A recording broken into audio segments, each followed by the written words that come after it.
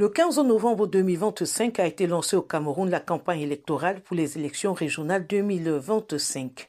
Les états-majors des partis politiques, les chefs traditionnels et institutions concernées se mobilisent pour rentabiliser les 15 jours destinés à la séduction des collèges électoraux et la finalisation de la préparation matérielle des élections. Les deuxièmes élections régionales de l'histoire du Cameroun auront lieu le dimanche 30 novembre 2025 dans les 58 départements du pays. Elles vont pouvoir aux 900 sièges réservés aux conseillers régionaux dans les 10 régions du pays. Ainsi, il reste encore une dizaine de jours pour les collèges électoraux constitués des conseillers municipaux et des chefs traditionnels de premier, deuxième et troisième degré autochtones pour accomplir leur devoir de vote. Un temps au cours duquel les 11 partis politiques qui présentent des candidats ainsi que les candidats représentant le commandement traditionnel vont investir le terrain pour séduire les 25 000 électeurs.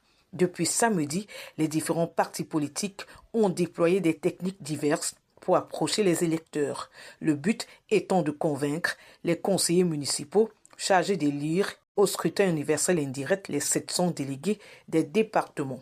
La campagne qui s'est ouverte concerne également les candidats au poste de représentants du commandement traditionnel. Les candidats qui visent les 200 sièges à pouvoir vont mener des opérations de séduction auprès du collège électoral constitué de leurs pairs. Dans les jours à venir, ils vont sillonner les chefferies pour tendre la main aux électeurs.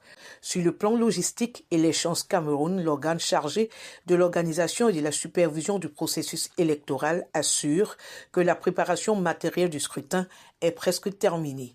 Les 10 délégués régionaux de l'ECAM ont pris part à une réunion au siège de l'institution à Yaoundé le 13 novembre dernier.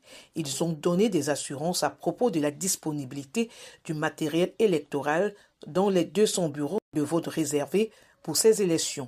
Le directeur général des élections, Éric Essousset, a engagé ses collaborateurs à travailler avec expertise, méthode et humilité, car ces élections aux collèges électoraux réduits comportent les mêmes enjeux que l'élection présidentielle qui vient de se dérouler.